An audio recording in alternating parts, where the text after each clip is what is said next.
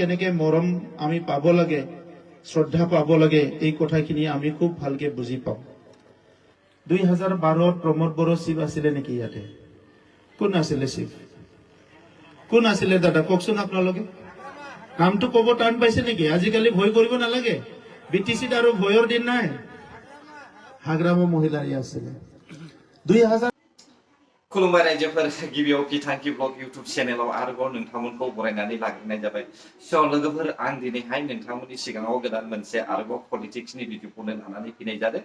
नोंथांमोना बै समावहाय खोनाखादोंमोन हाग्रामा महिलारी सारनि जे सिगांनि बारग' मन्त्रि प्रमिला रानी मेडामा दानि जे इउपिपिएलआव फैनाय सिगांनि बारग' मन्त्रि चन्दन ब्रह्म सारखौहाय इउपिपिएलआवहाय हाबनायनिफ्राय बिपिएफआव फैफिनसिगोन होननानैहाय नोंथांमोना खोनादोंमोन ना।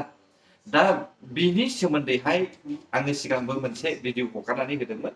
निश्चय बिसोरो गावसिनि गोसो बायदिसो साननानैहाय बे बाथ्राखौ बुंदों होननानै। थिग बेबायदिनो जोङो खोनानो मोनबाय चन्दन ब्रह्मआ गोख्रों खेंफोरथि होदों। एसे खोनासंनानै लानाय जाबाय। गेदेर हाग्रामा महिलारि बिथाङाथ' आंखौ बिपिएफआव थांफिनसिगोन होनाखै, फैफिनसिगोन बेबो होनदों होनाखै। बहाय माबा बास्तबता दं नामा नोंसोर दिनै नुबाय? आंनि खोथाखौथ' बाद हो थांफिननाया। आं आरो जों जेसेबां हाजार हाजार बिपिएफनिफ्राय इउपिपिएलआव फैदों रायजो राजा कर्मि दैदेनगिरि, जोंथ' थांफिननायनि प्रश्नआनो फैया। बे अबास्तब खोथा। लोगोसे दिनैहाय दैलि बांसिननिफ्राय बांसिन बिपिएफनिफ्राय इउपिपिएलआव जगदानसो जागासिनो दं। मोनसे खोथाखौ हाग्रामाया बुंदों 16 सिमावबो देरहाखानाय, 13आवबो जोंनि देरहानाय, बेराफारसे खोला काजलगावनि खोलाहा मोनसे दाबथाम जायगानि देरहाखानायखाय जों जेन देरहागोन होनना बुंदों। बे माबायदि जाथावथाव? देरहानायखाय एमपिआव जेनदों नामा? बेखौ देरहानाय होनो?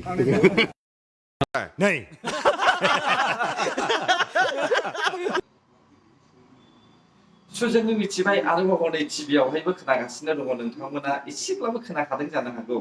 आङो टिभिखौ अन खालामनानै दोननाय जादों दै। टिभियाव गेवगासिनो दङ चन्दन ब्रह्मनि रावा। दा बेखौनो आं नोंथांमोननोबो फोरमायनानै होनाय जाबाय। स' ओरैनो मिथियागारा, ओरैनो आन्दाजल' खालामनानैहाय पाब्लिकनि गेजेरावहाय नंखाय बाथ्रा फोसावनानै होनायानो गोरोन्थि। बेबायदि बाथ्रा बुंलाबायना होनायानो बिपिएफनि थाखाय जोबोद गोरोन्थि। बिपिएफ पार्टिया गावसोरखौहाय देरहाहोनो थाखाय रायजो राजानि सिगाङावहाय नंखाय बाथ्रा बुंनानैहाय होब्लाबो जोगदुब्लाबो देरहागोनखौ आं नुहुराखै रायजो। इउपिपिएलआनो देरहाखागोन। आं मानो इउपिपिएलखौ देरहागोन होननानै बुंदों, बेनि मेन जाहोनबो दङ। बिसोरो इउपिपिएलआ मोनसेल' नङा, बिसोरो एलायन्स पार्टि ज' जानानैसो बिसोरो इलेक्सन गेलेयो। अब्ला माबोरै बिपिएफआ हारसिं देरहागोन? ओरै फारसे बिपिएफनिफ्राय जे मावनाय हाबाफारि बेखौहाय रायजो राजाफ्रा एसेबां गनायलिया। अब्ला बै प्रमिला रानीमोन बायदि बुंनाय बाथ्राया बहा रज'नो?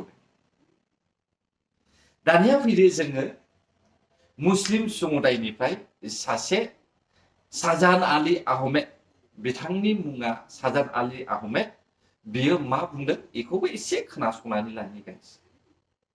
পট্টা নামৰ যিবিলাক কাগজ পত্ৰ তেওঁলোকে বিতৰণ কৰি আছে, এইবিলাক কোনো ধৰণৰ পট্টা নহয়, কথা স্পষ্ট। আৰু মই প্ৰত্যাহ্বান জনাব বিচাৰিছোঁ চিফ ডাঙৰীয়া প্ৰমোদ বড়ো ডাঙৰীয়া আৰু ভূমি বিভাগৰ যিগৰাকী ইএম আছে ৰঞ্জিত বসুমতাৰী ডাঙৰীয়া, দুয়োগৰাকীক প্ৰত্যাহ্বান জনাব বিচাৰিছোঁ। তেওঁলোকে স্পষ্ট কৰক এই কথাটো যে সেই কাগজখিনি কোনটো এংগেলৰ পৰা মাটিৰ পট্টা হ'ল, সেই কথাখিনি স্পষ্ট কৰিব লাগে। ৰাইজক আৰু কিমান আভুৱা পাৰিব? তেওঁলোকে প্ৰকৃতপক্ষে লেণ্ড পলিচি 1989ৰ আধাৰত কিছুমান কাগজ পত্ৰহে দি আছে। আৰু তাত স্পষ্টভাৱে এই কথা উল্লেখ আছে এই লেণ্ড পলিচিত যে 3 বছৰ সেই কাগজবিলাকৰ ভেলিডিটি থাকিব। আৰু 3 বছৰ পিছত পুনৰাই সেই কাগজ পত্ৰ পৰীক্ষা নিৰীক্ষা কৰি পেলাই যদি তেওঁলোকক দিব পৰা যায় পাট্টা, তেতিয়াহ'লে তেওঁলোকে পৰৱৰ্তী সময়তে বিবেচনা কৰিব। এতিয়া 3 বছৰ পিছত প্ৰমোদ বড়ো ডাঙৰীয়া ক'ত থাকিব, ৰঞ্জিত বসুমতাৰী ডাঙৰীয়া ক'ত থাকিব, তাৰ কি গেৰাণ্টি আছে? তেওঁলোকে দিব নে নিদিব তাৰ কি গেৰাণ্টি আছে? যে চৰকাৰ গঠন হোৱাৰ 3 মাহৰ ভিতৰত তেওঁলোকে লেণ্ড পলিচি লৈ আহিব। সেই লেণ্ড পলিচি ক'ত? সেই তাৰ উত্তৰ ৰঞ্জিত বসুমতাৰী ডাঙৰীয়া, প্ৰমোদ বড়ো ডাঙৰীয়াৰ হাতত আছে নেকি? যদি আছে ৰাইজক জনাই দিয়ক, দুধ কা দুধ পানী কা পানী হৈ যাব। नोंसोर खोनाबाय साजान आली आहमेदा मा बुंदों ना दा बिनि सोमोन्दैनो आङो बिथाङा हारसा हिसाबै आं बेखौहाय हिन्दी रावजोंहाय माखासे कुइसन एन्सार खालामनो सानदों साजान आली आहमेद आपसे मैं ये पूछना चाहते हूं कि आप कौन सा देश में देखा है कि जमीन का पेपर में वैलिडिटी अरे भाई ये जमीन का पेपर है यहां कोई वैलिडिटी डेट नहीं रहता है क्या आप सोचते हैं कि ये जमीन का पेपर में भी 2 व्हीलर 4 व्हीलर जैसा जो इंश्योरेंस में वैलिड डेट आता है ऐसे आता ही होगा मेरे हिसाब से आप कुछ भी मालूम नहीं जमीन के बारे में और जमीन का पेपर के बारे में शाहजहां अली अहमद को कुछ भी पता नहीं है इसलिए बिना सोचे समझे सोशल मीडिया में आकर हमारा बोडो समुदाय का जो यूपीपीएल पार्टी है इसको बदनाम करने के लिए सोशल मीडिया में भाषण दे रहा है इसके अलावा कुछ भी नहीं है गाइस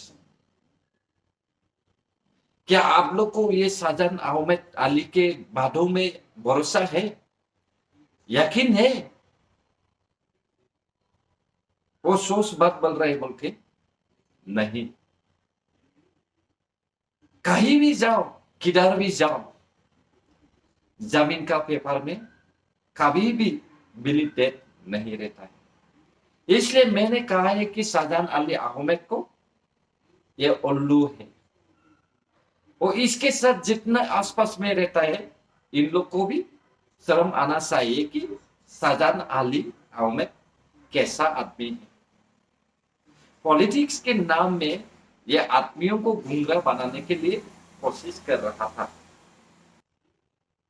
चलो दोस्तों अभी हम देखते हैं यूपीपीएल गवर्नमेंट का जो रंजीत बसुमतारी साहब उसने शाहजहां अली अहमद का क्वेश्चन आंसर को जवाब कैसे दिया हम भी सुन लेते हैं जी हाग्रामाय 1,17,000 मुसलमानक इभेक्शन কৰিব লাগিবলৈ অৰ্ডাৰ দি থৈ গৈছে সেই ইভেকশ্যনৰ পৰা শাহজাহান আলীয়ে মুছলমানসকলক কেনেকৈ মুক্ত কৰিব পাৰে সেইটো মই প্ৰশ্ন কৰিছোঁ আপোনালোকৰ মিডিয়াৰ মাধ্যমেৰে প্ৰশ্ন কৰিছোঁ 1,17,000 মুছলমানক ইভেকশ্যন হোৱাৰ পৰা শাহজাহান আলী আৰু কিছুমান 2 নম্বৰী মুছলমান এডভকেটসকলে বিপদত যে লাগি আছে শাহজাহান আলী আহমেদ এখেতে BPFৰ হৈ পেলাই যিখিনি এডভকেচি কথা কৈছে মোৰ হাতত তথ্য সহকাৰে মই প্ৰমাণ দিব বিচাৰিছোঁ যে যোৱা 2020 চনৰ 15 ডিচেম্বৰ দিনাখন যেতিয়া সন্মানীয় প্ৰমোদ বড়ো ডাঙৰীয়াৰ নেতৃত্বত আমাৰ পাৰ্টিয়ে ইউপিপিএল দৰে চৰকাৰ গঠন কৰিলে এখেতৰ নেতৃত্বত আমি অহা 15 ডিচেম্বৰ দিনাখন 4 বছৰ হ'বলৈ গৈ আছে পূৰ্ণাংগভাৱে এই 4 বছৰৰ ভিতৰত আমাৰ চৰকাৰে আজিলৈকে 2,20,000 মানুহক মাটিৰ পাট্টা দিবলৈ সক্ষম হ'ল এখেতে যদি ইমান জানিও নজনাৰ দৰে মূৰ্খৰ নিচিনা মানুহৰ আগত মিছা কথা কৈ পেলাই মানুহক ভুল পথেৰে ল'ব বিচাৰিছে কেইদিনমানৰ আগতে আপোনালোকে নিজে এই কথাটো পাব্লিছ কৰিছে যে 1886টা ফেমিলিক আমি মাটিৰ পাট্টা দিবলৈ সক্ষম হৈছোঁ তেনেকৈ আমি টোটেল 2,20,000 মানুহক মাটিৰ পাট্টা দিবলৈ সক্ষম হ'লোঁ কিন্তু আটাইতকৈ ডাঙৰ কথাটো হ'ল শাহজাহান আলীয়ে মুছলমানসকলক BTCত থকা 35 লক্ষ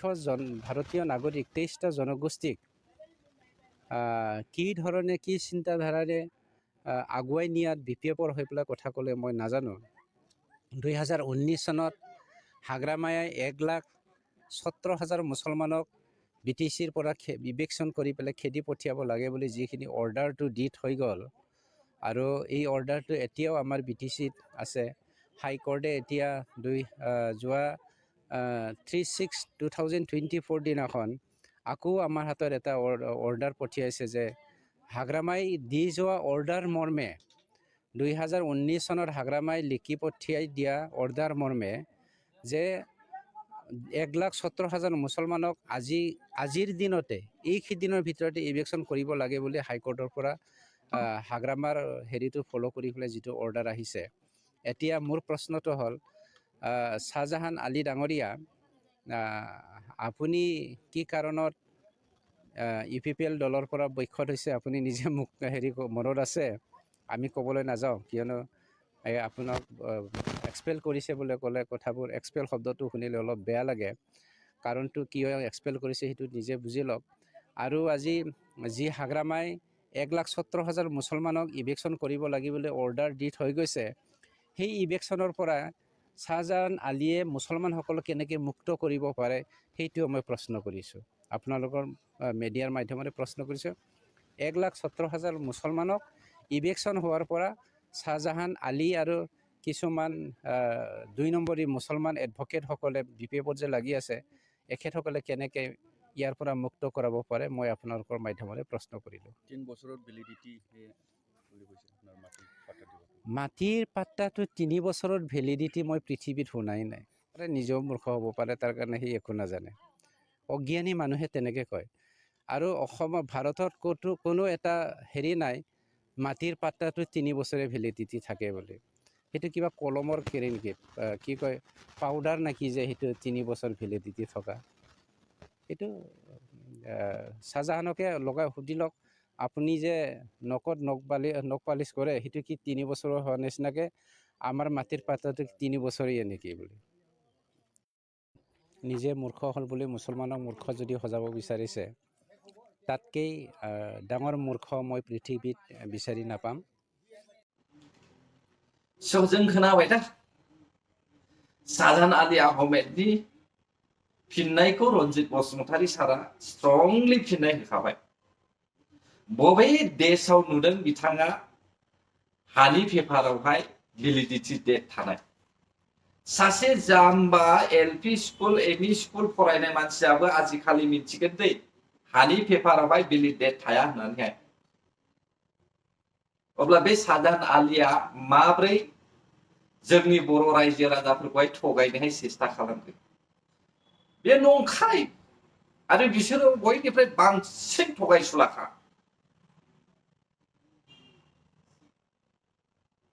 बेसेबांखि जुजुआ नाजाया BPF पार्टिया देरहाया रायजोफोर। पलिटिक्सनि बेलायावहाय जे डिफेन्ड बर' साननि कल भाइरेल अडिअ भाइरेल ओंखारदों बेबो नंखाय। गोबां मानसिया आंनोहाय कमेन्ट हरदों बेबायदि माब्लाबाबो जरायनानैहाय भिडिअ खालामनो हाया होननानैहाय। हायो। बे भिडिअ रेकर्डआवहाय बाथ्राया आरोबाव दंबावोमोन। बेयाव आरोबाव डिफेन्ड बर' सारनि बुंनाय रावफ्रा आरोबाव माखासे बाथ्रा दंबावोमोन। नाथाय बेखौहाय थबस्र' दानस'नानैहाय जि बाथ्राखौहाय बदनाम खालामनो थाखाय हायो, जाय बाथ्राखौ लानानै बदनाम खालामनो हायो, बे बाथ्राखौल' बेयाव सोसननानै होनाय जादों।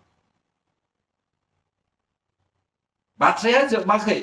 जोबनायनि सिगांनो बेखौहाय थबस्र' दानस'नानैहाय बे बाथ्राखौ हगारनानै होनाय जादों।